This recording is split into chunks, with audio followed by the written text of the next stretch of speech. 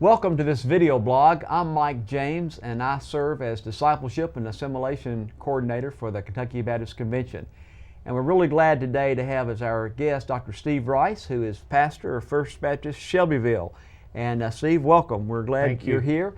And I've asked Steve to come to talk with him specifically about Membership 101. His church does a good job in this process of taking a new member and giving them a good orientation about their church so they stay and stick and serve.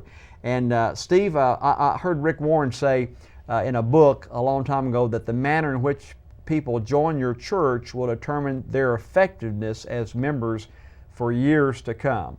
And I know you've always done a membership 101 class or whatever you entitle it in places where you have served. Why do you do a new class for members? What's the purpose and why would you spend the time preparing that?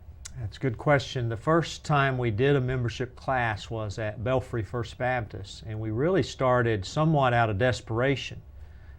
We were very blessed to have several folks join the church the first couple years, 57 baptisms, 44 baptisms, kind of changed the look of that church. But I noticed that we had a revolving door. Folks were coming in, others were going out, some of those who came in went out, and so we really weren't doing a good job assimilating them and or discipling them. And so we began to study, think about how to be more effective in that area. So one of the main reasons is to be able to build relationships with those new members, to be able to plug them into the body early on.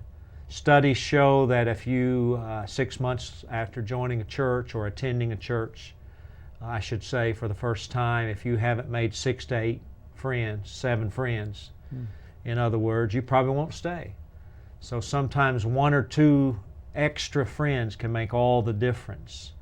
And the goal is not just to get people to stay, the goal is to win them to Christ. If they're lost, obviously then to disciple them. So one of the big aspects of a new member class is you have at least one place specifically where that is your main focus.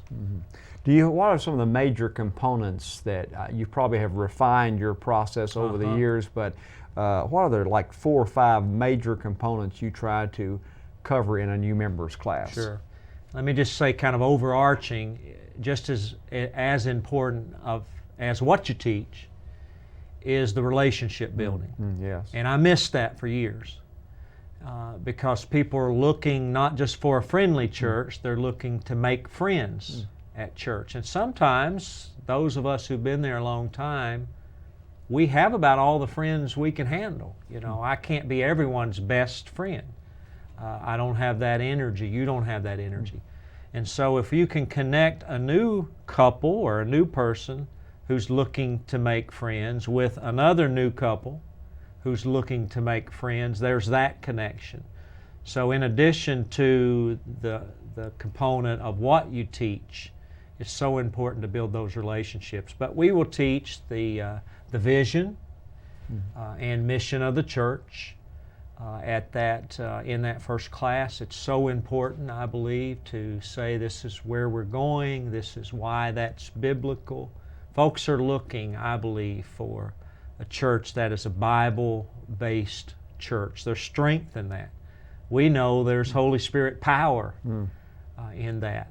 We will also teach the gospel. We don't assume because you're in a new members class that you are a Christian, because we will invite folks to come and take the class who aren't members, along with those who are members.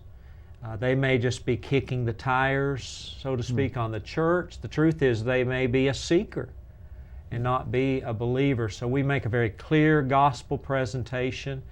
And I would say in the last 4 or 5 classes, without exception, someone has become a Christian at some process during that class because of the new members class. So the gospel, the mission and vision of the church.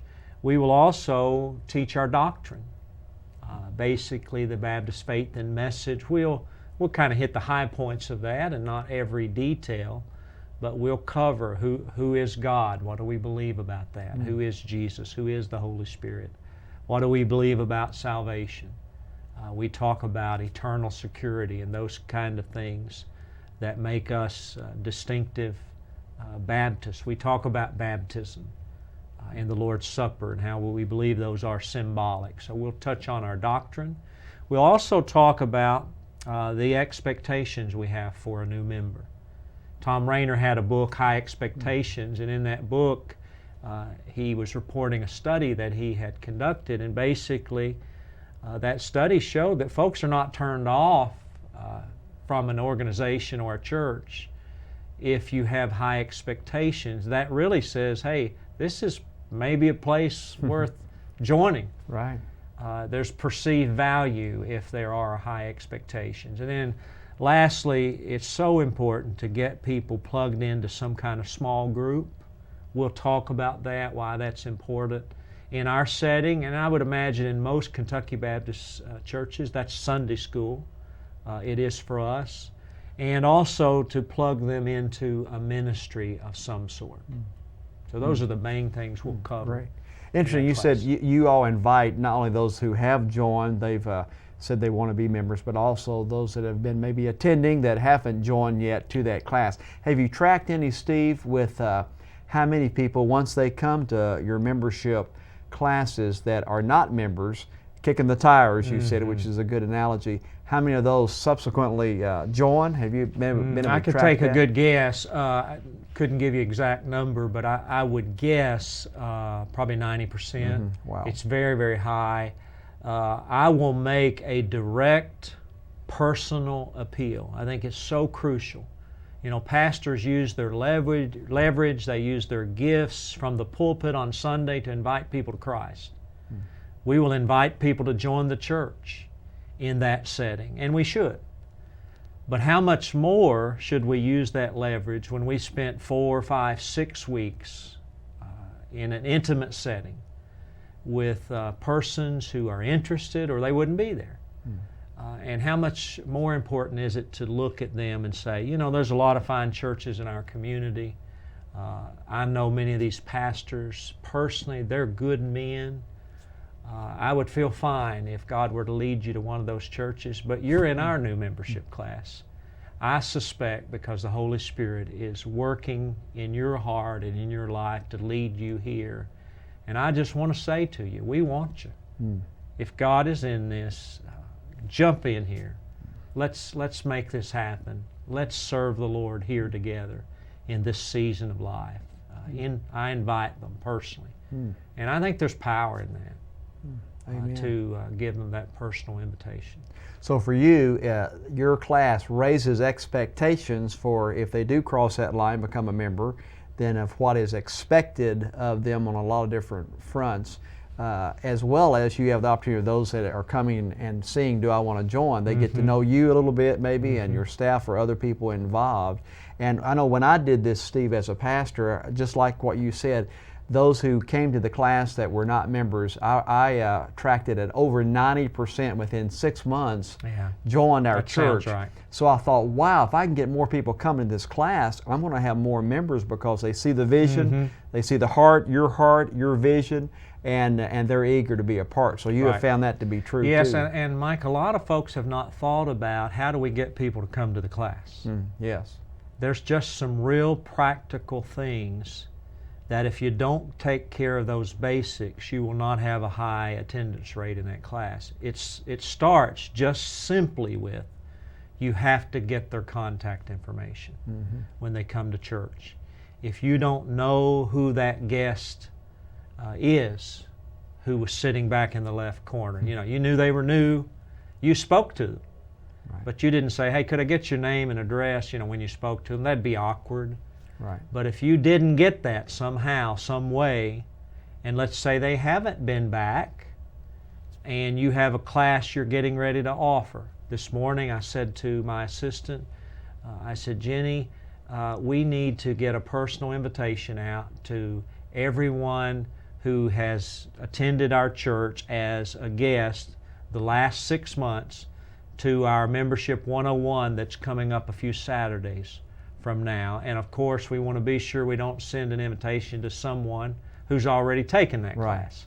Well, she can pull that up on the database. We've charted who's been there. When folks attend the class, obviously we take roll, we put that in the system so we won't double invite someone who's already been there. And so I'll personalize those invitations. I'll say, if it was you, I would say, Mike, I'm going to be teaching Membership 101 on such and such Saturday. This is a class where we'll do the following, and I'll just detail the highlights there. I want to personally invite you to come and join me for that class. I think there's power in that personal invitation, but that all starts back here in that service where they attend. You've got to get that contact information. Amen. And then keep it where you can access it. Great. Thank you, Steve. Just some really good practical suggestions for starting a Membership 101 class. If you'd like more ideas and resources, go to my blog, 28Nineteen.org, or the Kentucky Baptist Convention website. Thank you so much for joining us today.